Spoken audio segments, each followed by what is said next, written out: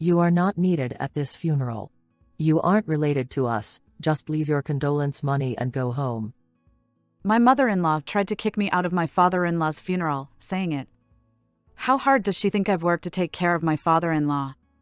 He treated me as family, and also I have cared for him as if he were my own father. You're right. Get lost, stranger. Sorry? I couldn't believe my ears. Even my husband treated me like an obstacle. All right. I said it and was about to leave. But he had more to say. What I mean by stranger is you, Mom. My name is Maya, a 34-year-old housewife. My husband Kent and I have been married for 3 years. We met at work and started dating after charming each other while working together. Then we continued to date smoothly and he proposed to me after 1.5 years of dating. I want to be with Maya forever. So please marry me. Yes. I hope you're by my side forever. After that, we soon visited both our families and had both families meet each other. Then we had a wedding and went on a honeymoon, and we started living together. When we first got married, I was still working as a company employee, so we shared the housework while working together. Since my husband had lived alone for a long time, he could cook and clean without any problems. So we were able to live our daily lives without any burden on either of us, helping each other. On our day off, we went on dates or just relaxed and watched movies at home, and our new married life was very enjoyable. Our happy new marriage went so fast, and before I knew it, 3 years had passed since we got married. My husband is still kind and cares about me even after 3 years of marriage. I'm glad that he isn't the type of person who never feeds a landed fish. I thought we would have a happy life together. However, circumstances can change so quickly. It all started when my father-in-law got sick. He was diagnosed with cancer, and it seems to be quite advanced. He's been running a business for so long, so he didn't want to worry anyone, and didn't go to the hospital even when he wasn't feeling well. Is that right? He always pushes himself like that, so it's really worrying for us as a family. So, can he still be treated? No, the only thing left is how to prolong his life, and the doctor said he won't live much longer. Oh no. I was so shocked. He was really kind and treated me very well. I couldn't believe that my father-in-law, such a kind-hearted man, had cancer. But there was more to come. He was no longer able to work and has become in need of care. My husband said he wanted to live with his parents and help with the care. It would be a pity to leave everything to my mother alone, and it's also a big burden for her, so I want to live with them. But living together is not something I can decide on my own. So I want to know how you feel about it, Maya. I thought about it for a little while after he talked to me. Certainly, living together is a concern. But more than that, I wanted to do something for my father-in-law, and I wanted to have his wish granted. I at least want them to spend their time together at his final moment. He also took good care of me. So I agreed to live with him. I'm for it. Are you really sure? We should value the time we spend with your father. Thank you, Maya. My husband immediately contacted his parents, and then we moved to his parents' house and started living together. I'm sorry about it, just because I got sick. No, don't give it another thought. We are a family and we have to support each other. Thank you. He was much weaker than I had imagined because the disease is already spreading quite a lot. It was about 3 months since I last saw him, but he looked quite different from then. I couldn't believe it when I was told he had cancer, but when I saw how he looks now, I realized that he was really ill and it was so painful.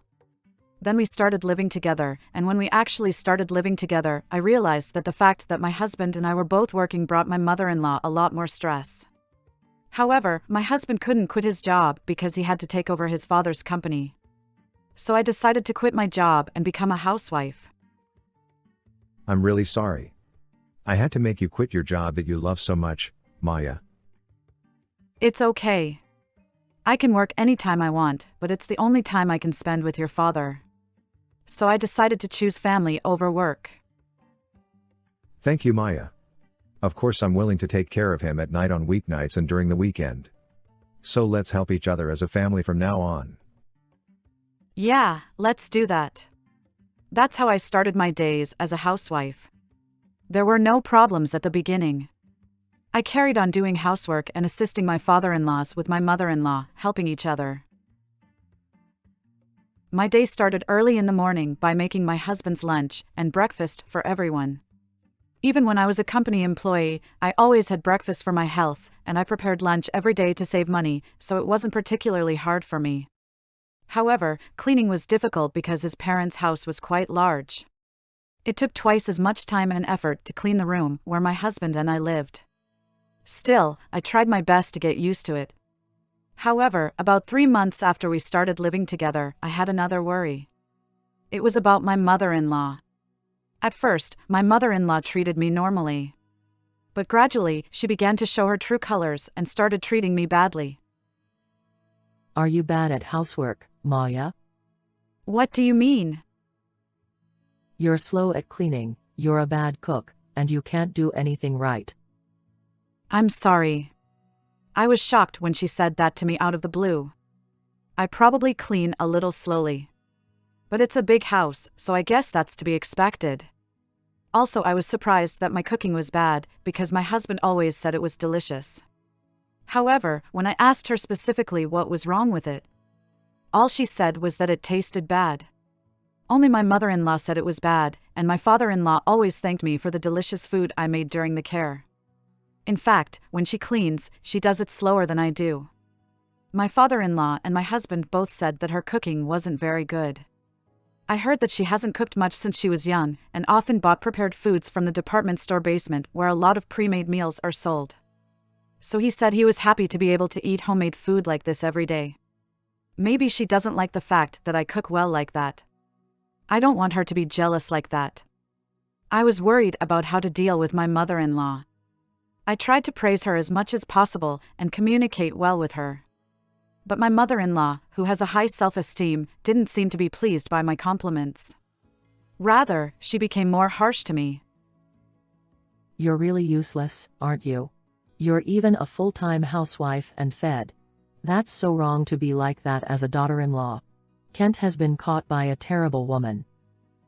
She constantly abused me like this while we were together during the day, so it was quite mentally tough.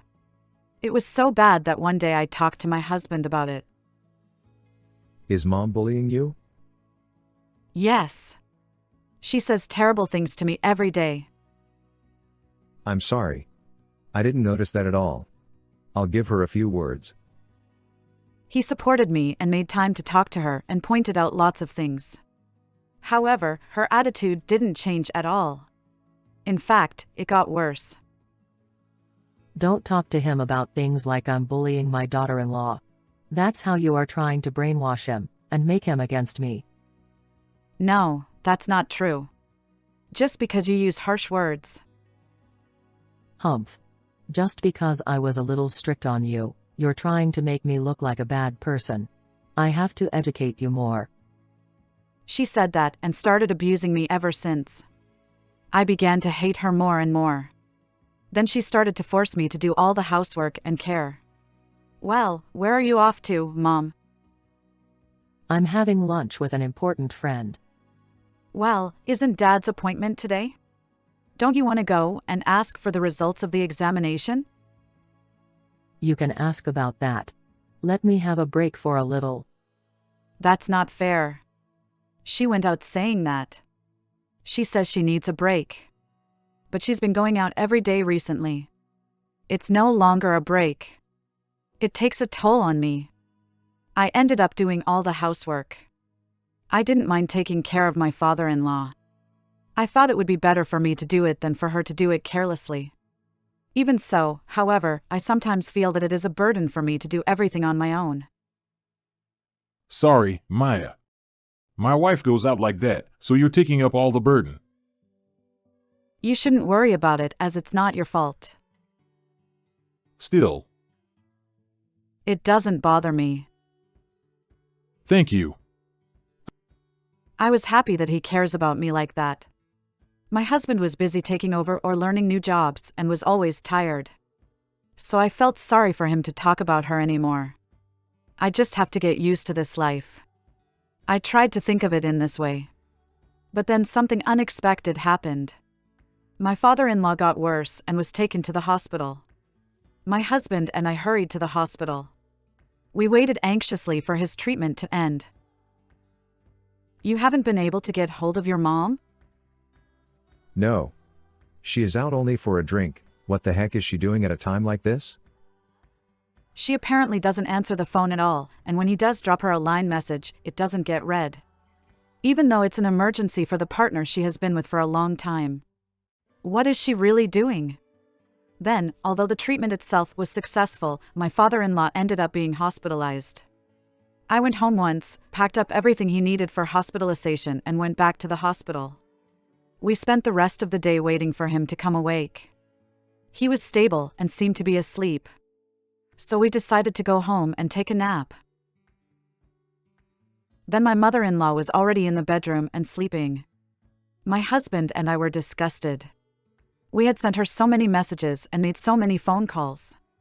How could she sleep at home without replying? The next morning, my husband was angry with her. What were you doing at a time when Dad might die?